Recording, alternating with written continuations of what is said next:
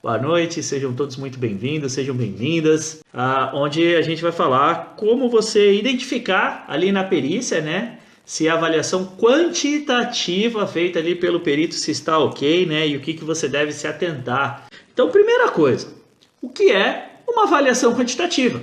Né? Porque existem profissionais que nunca se depararam com esse tipo de avaliação. Então, uma avaliação quantitativa nada mais é do que avaliar, vai medir a quantidade de concentração, né? Meio estranho falar assim, mas é para ficar mais simples, para a galera realmente entender aí. Então, o quanto tem de concentração ou intensidade de um determinado agente no ambiente de trabalho. Serve para qualquer coisa esse tipo de avaliação? Não. Basicamente, insalubridade, periculosidade, não se faz avaliação quantitativa. A única avaliação quantitativa que se faz na periculosidade, quando você está avaliando periculosidade, é medir a distância ali da área de risco que você está avaliando. Agora, para insalubridade não, nós temos agentes que são que a caracterização da insalubridade depende diretamente da avaliação quantitativa. São eles: anexo 1, ruído contínuo ou intermitente. Anexo 2, ruído de impacto. Anexo 3, calor. Anexo 5, radiação ionizante. Anexo 8, vibração. Anexo 11, agentes químicos. E anexo 12, poeiras minerais. Então são esses os agentes que demandam de uma avaliação quantitativa, quantidade, tá? Para ser feita a caracterização da insalubridade durante uma inspeção. Por que é importante a gente saber avaliar o que o perito está medindo? É importante para você entender o processo, o que está sendo pedido, o que está sendo requerido, pleiteado ali pelo reclamante. Segunda, você definir ali a estratégia da perícia.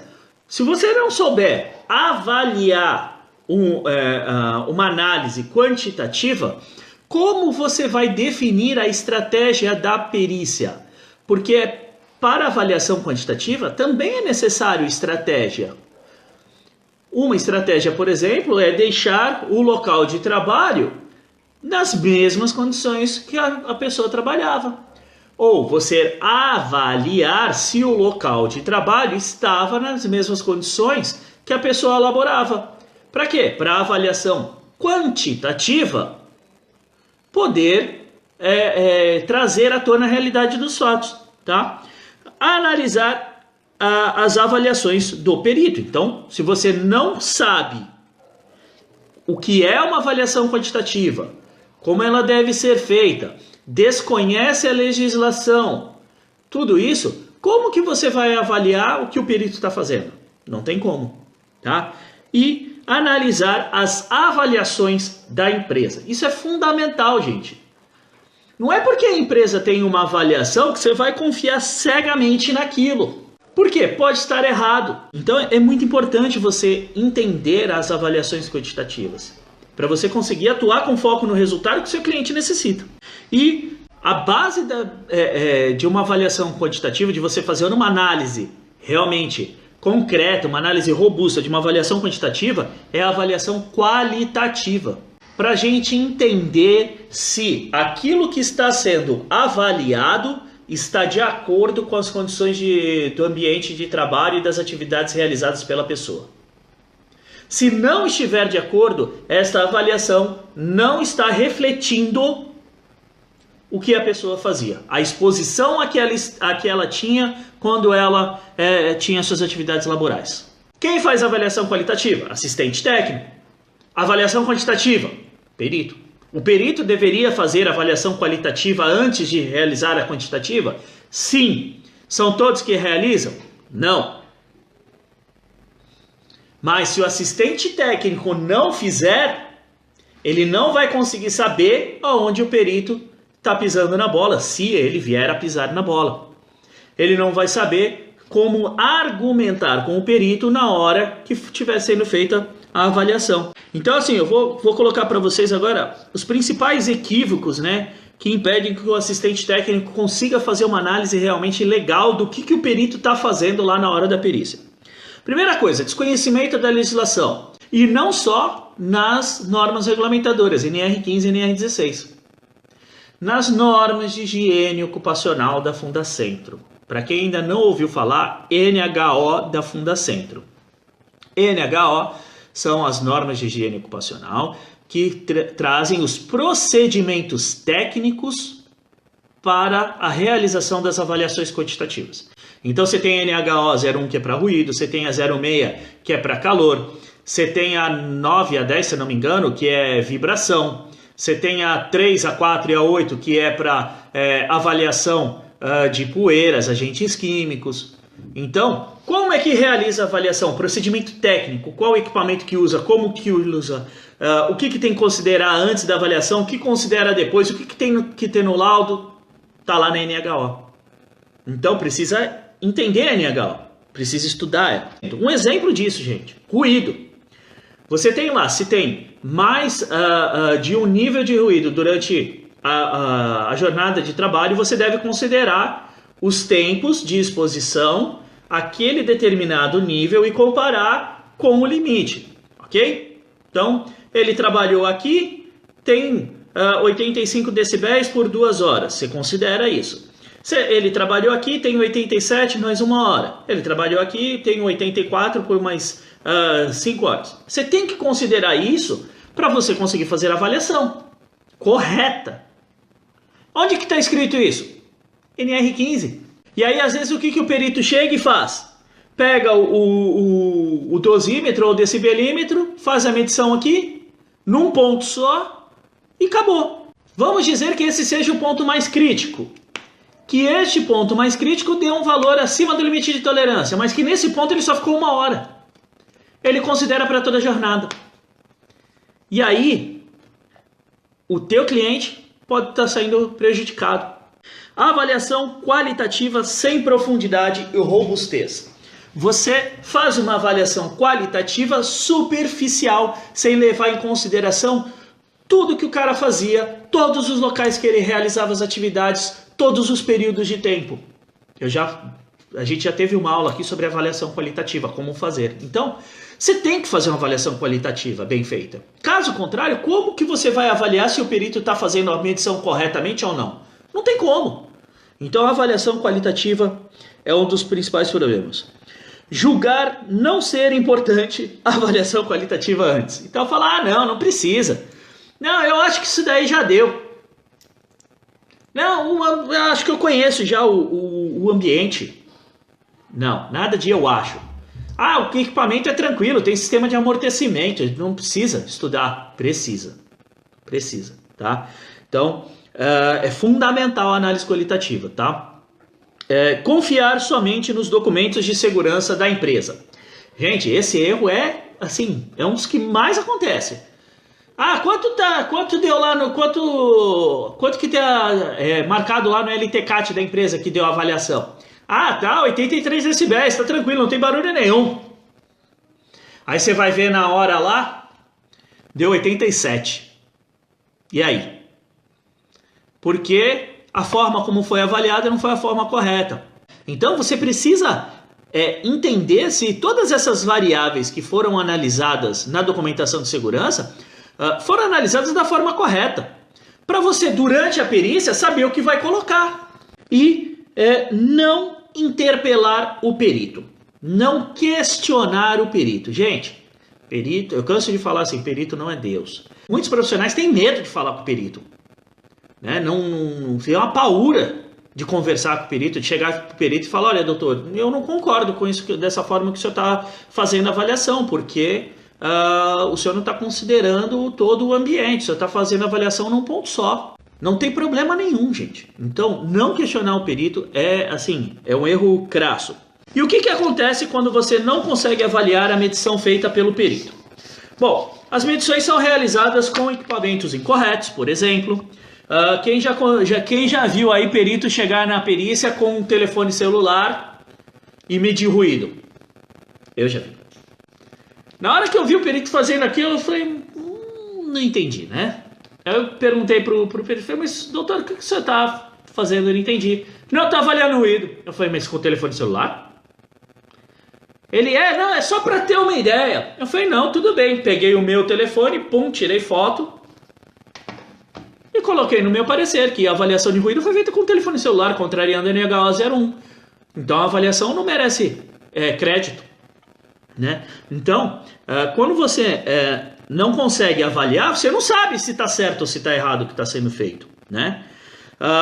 Avaliações realizadas de forma incorreta, com o equipamento certo, mas de forma incorreta. Por exemplo, pode ser o método de avaliação incorreto. Hoje eu estava conversando com uma aluna do curso, na mentoria individual que a gente faz, com alguns alunos, e ela estava me colocando um caso em que ela foi assistente técnico do reclamante e a perita, na hora de fazer a avaliação de calor, pegou ela estava usando um medidor portátil, não era árvore, era um portátil. Ao invés de colocar na temperatura de maior exposição da pessoa, conforme manda a NH 06, num tripé bonitinho e tal, não, ela segurando na mão com o medidor do lado da chapa de madeira, que era a fonte de calor do local, porque a chapa sai quente de um forno, né? E então isso deixa o ambiente todo quente. Ela com o medidor do lado da chapa. A Patrícia, que é minha aluna, ela tirou a foto até. Ela mostrou, eu falei, que isso? Gente, isso não existe. Na NHO 06, fala qual é o procedimento, qual é o método de avaliação que deve ser abordado. Né? Então, e o assistente técnico da reclamada, porque nesse caso quem vai ser prejudicado é a reclamada, né? Não falou nada. Ficou quieto. Deixou a perita fazer uma sandice dessa. Tá? Então, o método, a forma como a avaliação vai ser feita é muito importante. E outra, o parâmetro que vai ser utilizado na avaliação. Então, por exemplo, o ruído. Qual o circuito de resposta vai ser utilizado? Lento ou rápido? Isso é fundamental. Por quê? Porque para contínuo é um, para impacto é outro.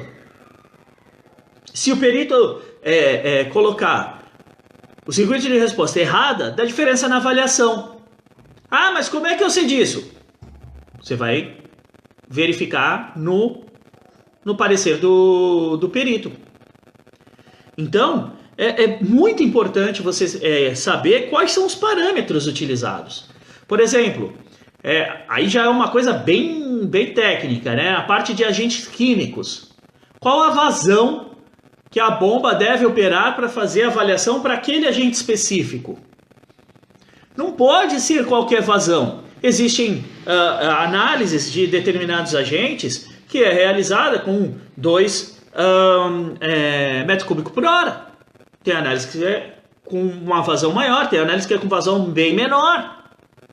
Então, você precisa saber qual é o parâmetro que o perito está utilizando ali durante a perícia para questionar ele, falar, mas está errado. Uma outra coisa que pode acontecer é ele não seguir os procedimentos técnicos da Fundacentro sobre parâmetros, né, como eu comentei, os métodos, os equipamentos para ser utilizados. É um caso simples, calor. Ele não pode segurar o termômetro com a mão, ele tem que colocar num tripé. Por quê? Porque a avaliação deve ser de no mínimo 1 hora. Deve cobrir o ciclo de 1 hora. Leva mais uns 20 minutos, 10 a 20 minutos para o equipamento estabilizar. Então, como é que ele faz uma avaliação de calor segurando o equipamento na mão, na mesma posição, durante 1 hora e 10? Desculpa, não é possível isso. Então tem que ter um tripé. Por isso que tem que ter um tripé. Para deixar o equipamento estático e ele fazer a medição do ambiente. Então é fundamental isso. Fatalmente, quando o perito não realiza, uma avaliação da forma correta, alguma das partes vai ser prejudicada. Isso é fatal, né? Você tem que torcer para não ser a que você representa. Mas fatalmente uma das partes vai ser prejudicada. Quando não, as duas. Pô, Vagnão, como é que o cara vai errar para os dois lados? Dependendo do que acontecer e da forma como isso for abordado pelos assistentes, a perícia ela pode ser indeferida. E aí pode ser que seja agendada uma nova perícia. E aí ter custos adicionais para a reclamada, para o reclamante, o processo demorar um tempo maior para ser resolvido. Então isso traz prejuízo para as duas partes. Então ele consegue errar para os dois lados, por incrível que pareça, tá? Então,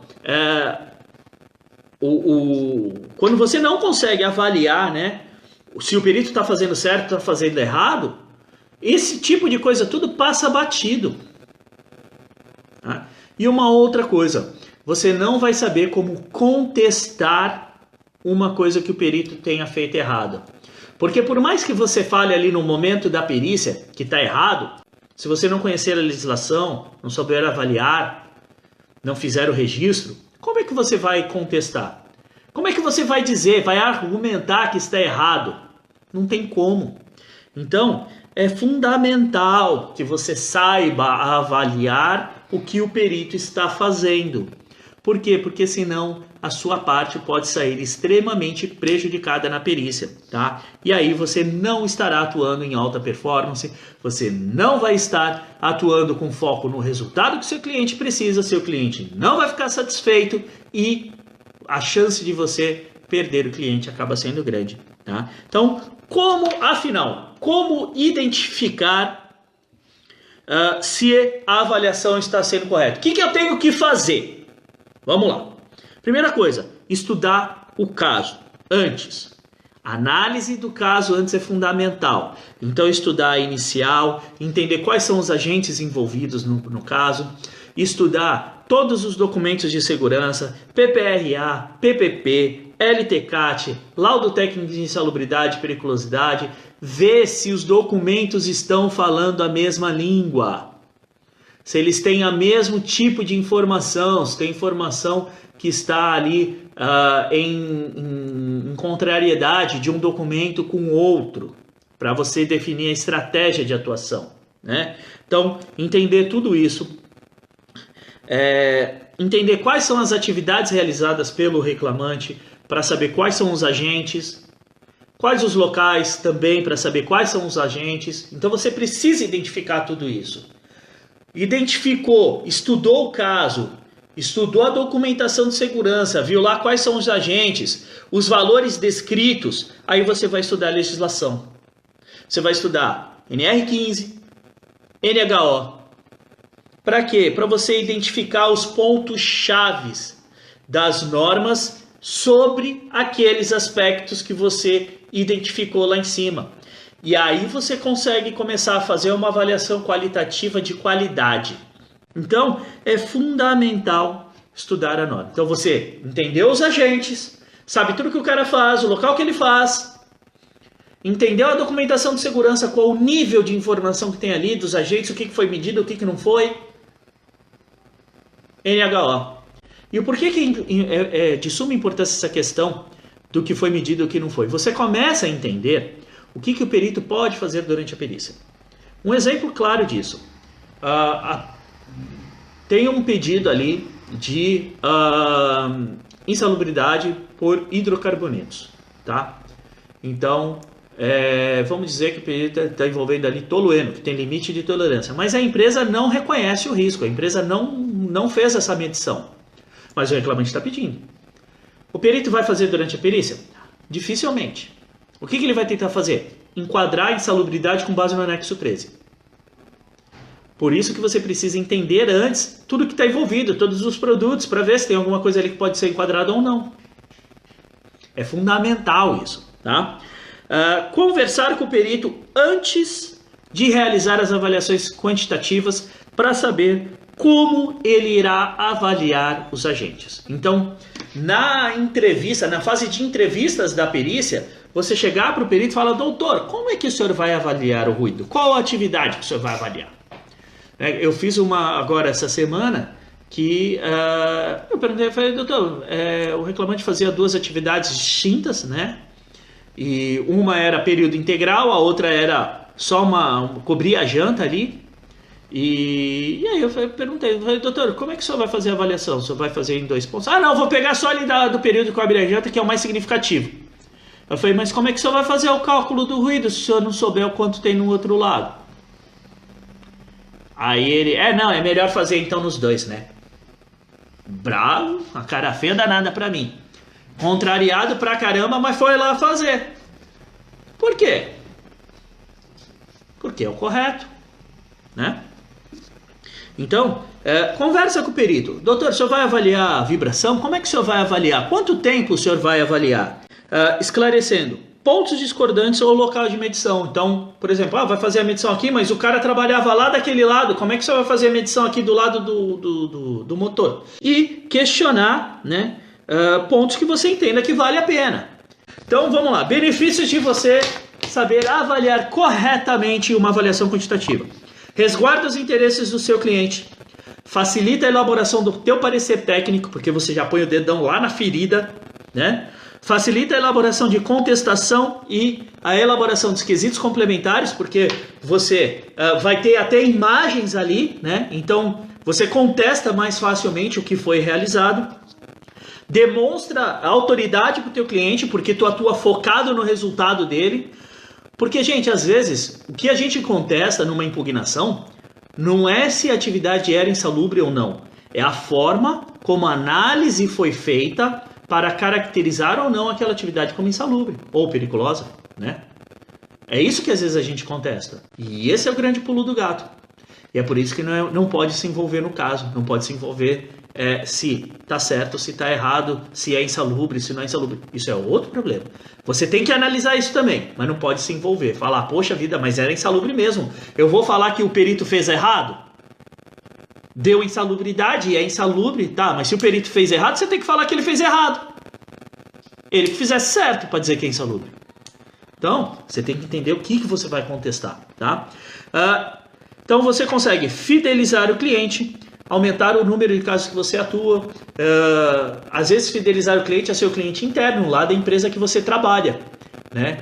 O que a gente mais vê por aí principalmente quando assistente técnico da própria empresa, funcionário da empresa, por não ter a capacitação de acompanhar uma perícia, não saber como acompanhar a perícia, o assistente técnico vai ali do lado como o babá do perito, né? É só um passageiro, fica ali do lado, de braço cruzado, e o perito conduz a perícia do jeito que ele quiser.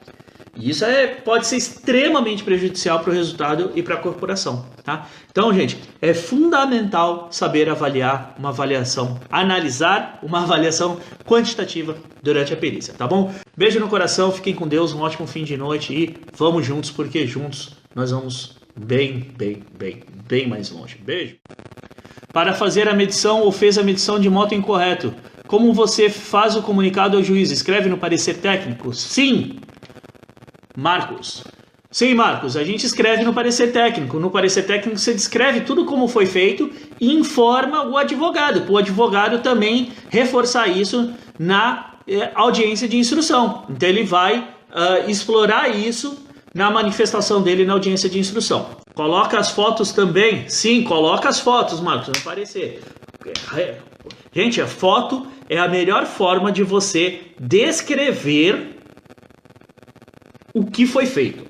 Por quê? Contra imagens não há argumentos, né? Você mostra que o perito fez coisa errada e coloca a foto dele fazendo coisa errada, você facilmente contesta, né? Quando você só fala, é a fala do perito, que é de confiança do juiz, contra o do assistente, que é de interesse da parte. Uou! Quem vocês acham que vai levar o mérito? Vai ser o perito. Agora, quando você coloca a imagem, não tem para ninguém. Perito pode pedir documentos de segurança por e-mail? Sim, Ricardo. Machado. Calibração do equipamento deverá ser feito no representante técnico do fabricante. Em geral, teria validade de 6 meses a 12 meses. Não, a calibração do equipamento não precisa ser no representante técnico do fabricante. Pode ser em qualquer laboratório credenciado. Existem calibrações que têm validade aí de 2 anos, tá? Então, não tem regra não, tá?